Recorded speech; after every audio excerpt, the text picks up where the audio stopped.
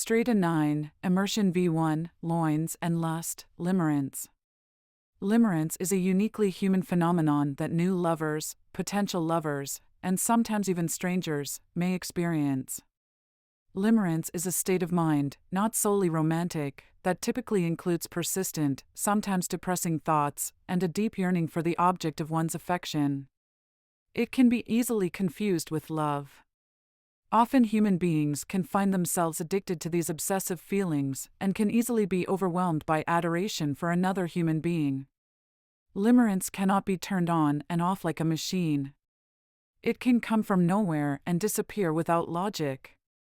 The experience of this sensory state is proven to be inspiring, connective, unifying, disruptive, and even excruciating, yet it continues to mark the human trajectory of existence through time and place. "Good done deal, Mr. Renikman," said Flex excitedly. "We leave it dark, mind," said Shabra. "Take some time for food and rest. You might need your strength." "I will get food." Renik watched her take weapons from the vehicle, knives and a small crossbow. The group is in an enclosure flanked by half-deconstructed concrete walls. There are large metal containers lying around with shrubbery and foliage, trying to make a stand against the man-made environment. Tumbleweed played in the soft wind searching for a home. Maybelline scurried around searching for food and sniffing the air. She could smell something sinister, the scent of danger, as Renik studied her movements. Flex kicked some redundant ashes by an upturned metal water tank. "I can make us a fire," he said, taking a pocket full of old rusty lighters and tinder from one of his huge pockets. His brightly colored patchwork overcoat seemed to store an abundance of useful things. There were small pieces of mechanical paraphernalia, vintage innards from antique items, little motors, motherboards, and old PC parts.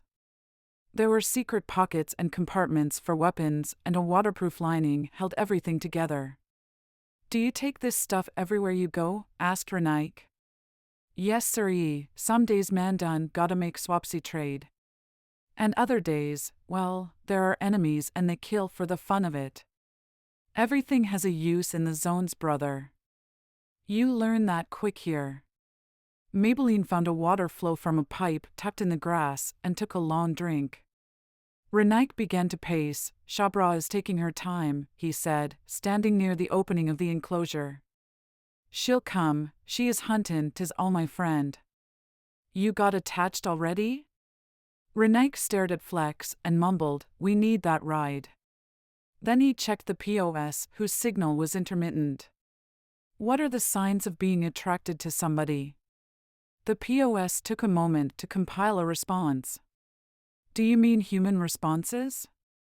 Yes, of course humans," Renik replied. The POS continued. "Nervousness around the subject of the attraction. Extended thoughts about the subject. Obsessive thoughts beyond normal curiosity about the subject. Insomnia due to obsessive considerations of the subject. Anxiety over possible outcomes of imaginary scenarios involving the subject. A desire to touch the intimate parts of the subject. Dreams about the subject. Fantasy building scenarios between the human and the subject. Being overly concerned about."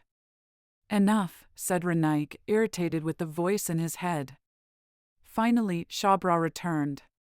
She carried 2 dead rabbits in her belt and washed a wide glinting blade under the water that flowed from the broken pipe. "This water's good. Your rat is a good scout for provisions. We can fill up the tanks and flask before we go." The new acquaintances are relaxed and considering preparation for the short but dangerous car journey to the edge. Shabra checked the vehicle mechanics. The doors and metal buttresses worked in perfect sync and there were 6 exhausts. She filled the water kegs and put them in the boot. "Where is the vehicle from?" asked Renik. "I built it," answered Shabra, "from scratch. Well, I had several wrecks and put my butte together. Me and her, we like lovers. She drives me crazy with her vibes." Shabra looked at Renik, parting her lips into a wry smile. They were oily from the fat of the meal. She winked through long dark lashes. Renaik felt a thump in his heart, a deep penetrating surge of something enthralling. Suddenly there is a distant high-pitched sound, like a siren or swarm. It seems to be getting louder when Flex and Shabra grab Renaik, throwing him into the vehicle. Seconds later they were surrounded by a marauding mass of screaming children. Some were made of broken body parts with human faces, others were small walking babies with burnt skin. Some had extra limbs and even 2 heads. They were crying and screeching, banging toy drums, and chanting verses. One of them seemed to be the leader, and he leapt onto Shabra's bonnet. The noise was deafening.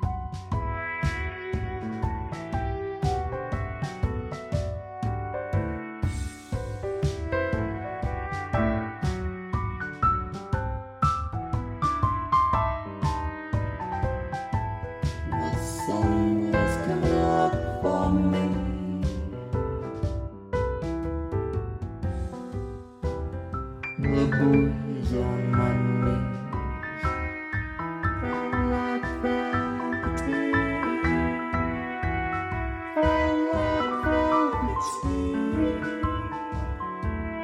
felt like velveteen. You were my teenage dream. When we rolled on the grass, when we met off the glass,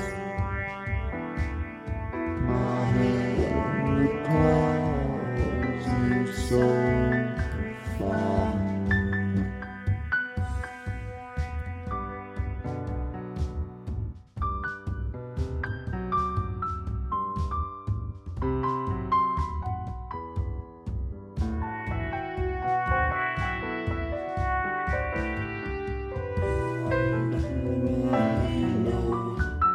You will always take low.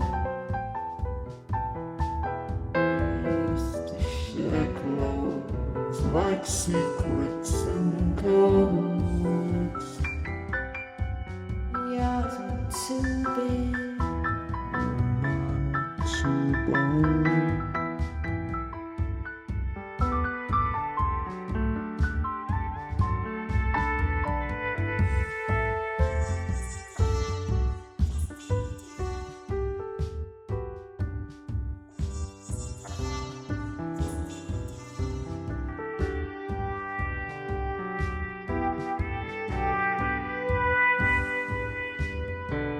And we made it so long, even though we were young.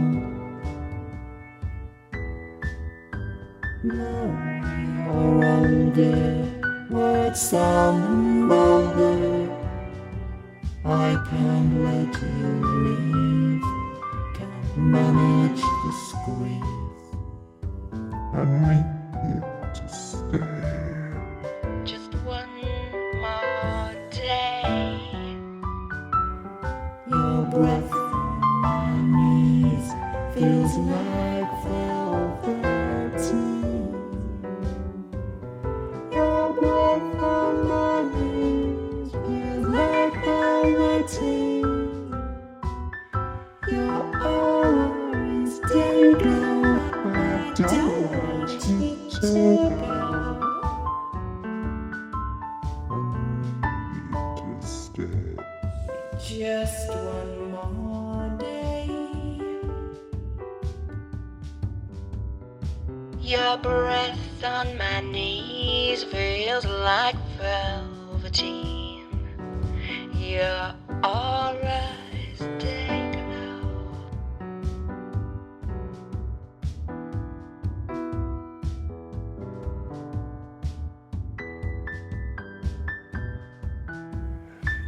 aura is day-glow. Your aura is day-glow. Your breath on my knees feels like velveteen. Your breath on my knees feels like velveteen.